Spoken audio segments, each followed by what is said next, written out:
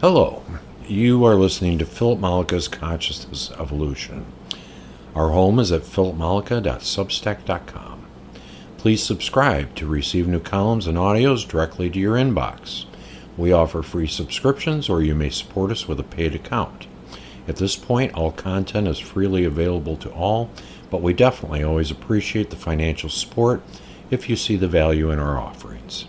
Also, please give us a like if you enjoy the content, and comments and questions are always welcome and appreciated.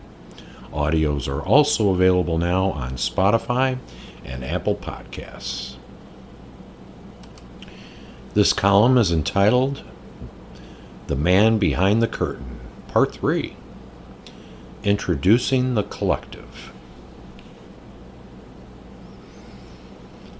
Thus far in our discussions around our subjective awareness, we have focused on the individual.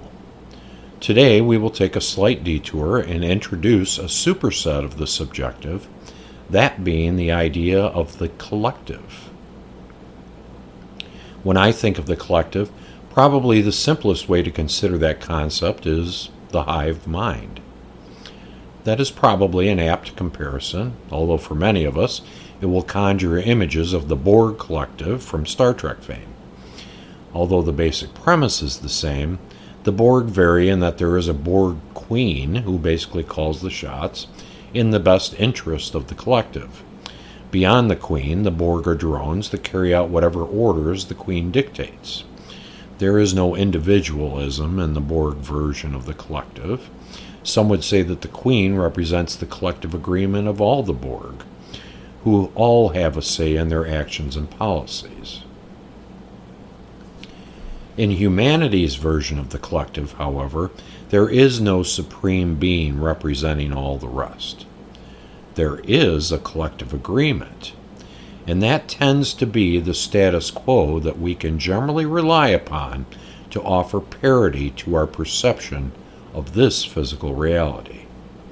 However, there are no hard and fast rules, and no one is limited to the version of reality that is generally agreed upon at the collective level. Individuals are free to offer themselves varied takes on our reality, and can deviate substantially from the collective. The exercise of variance from the collective is a bit trickier than it sounds, though. We are social creatures, and the collective agreement is a strong influencer of our belief systems, which we rely upon to form our reality.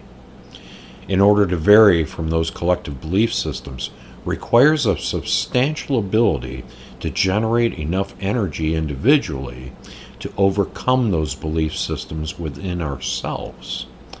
That is tougher than it may seem. For millennia, humanity has relied upon the collective agreement and belief systems. It was part of the blueprint of this reality, and was created as such in order to give humanity a framework from which to experience our lives without too much regard for things that would constantly have to be reimagined and reinterpreted. As an example, we can simply accept that our bodies know how to breathe, our hearts know how to pump blood, our organs know how to accomplish the various processes that are required to sustain life. If we had to consciously direct every aspect of our bodies, we would be so busy there wouldn't be much time left for living in those terms. All of our attention would be needed to instruct those processes. Similarly, if we had to think and direct all aspects of our physical reality, we would quickly overwhelm ourselves and offer ourselves confusion and strife. So we gave ourselves a shortcut, a collective agreement on a wide array of things that we can simply take for granted as true. Gravity is dependable and keeps us physically in place. The sky is blue. Time is constant and unchanging. Cause and effect. You get the idea. This has served us very well, to a point.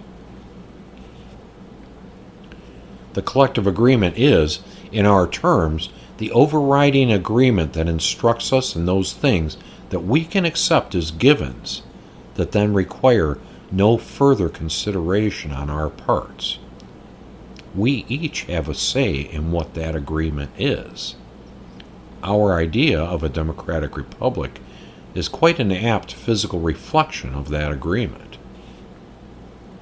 Now, in practice, our current democracies are a pale and distorted expression of that idea in which majority rules, and even then are subject to exploitation by those who wish to control us. What we have now are authority figures and institutions who profess to rule of the people by the people, when such mechanisms no longer exist except in popular propaganda. The idea has been hijacked and distorted beyond recognition by our ruling institutions and authorities. Returning now to our true collective agreement, each of us, in our subjective awareness, has equal say in the agreement. This is how things change. This is how society evolves. This is what I mean when I say that the revolution will not be televised. Each of us, consciously or not, contribute to the collective agreement. If we were to view great movements and changes throughout our history, we would see that the greatest changes came not from wars or revolutions or edicts, but from changes that occurred subjectively first, then formed various events and movements objectively as they are implemented from subjective to objective reality. In other words, once something gains enough energy subjectively within the collective, it is then manifest objectively into our world, into our conscious awareness. All the greatest changes in society began as subjective collective agreement. The birth of our religions, the Renaissance, the Industrial Revolution, the Internet.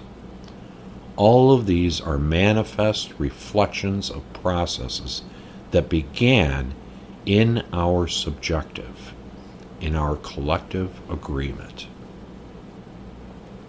We are, individually and collectively, that powerful. We are not, any of us, victims to circumstances beyond our control. We are, each of us, from pauper to king, whether consciously aware of it or not, equal partners in our manifest destiny. Our votes have equal footing in the creation of our future. As more and more people become more and more self-aware, we are each casting our votes for what we want to see and experience in our world. If we look around today, we can see the evidence of this as we increasingly challenge our institutions and leaders to value all individuals in our world in the same way that we each know that we have intrinsic value in our subjective state. Many, many things are coming to the starkness of light as we share among ourselves our wishes to see a more cooperative, collaborative model emerge in which all of humanity has value, has importance, has the right to exist and thrive. This is also why it is important that we practice acceptance of differences.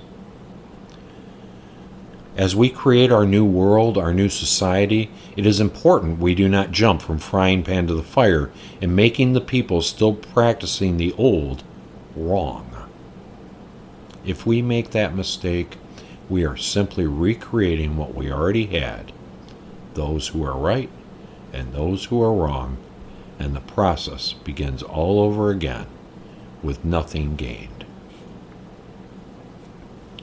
We must resist the temptation to wish punishment and or so-called justice upon those who are less self-aware. those who are still coming to terms with the changes that are being created now and are subjective in our collective awareness and agreement. Many of them will never accept nor create change in their own lives. That is not their path at this time. They each have other future focuses who will cross those bridges. It is up to the rest of us to practice acceptance and allowing, even celebration for them, for assisting us by bringing to light the things we wish to change. The shift is assisting all of us by allowing us the freedom of movement in which belief systems are losing their effectiveness. This does not require us to create change through force. It only requires us to bring focus to ourselves and our own choices and actions, and let that be the vote we cast toward the world we want to live in.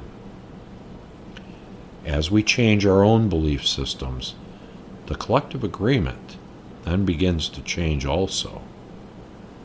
The preponderance of energy toward change in the collective agreement will catapult those changes into our physical reality. Our collective awareness is the great, vast, untapped power that we each hold within us. We don't have to do anything special to avail ourselves of that. Simply place ourselves in the primary position. Recognize ourselves as our ultimate authority. Be aware of the choices we are making and see that they are cogent, cohesive choices that value every individual. This is our path. This is our power. This is the shift in consciousness. Thanks for listening. This is Consciousness Evolution, and we'll see you next time.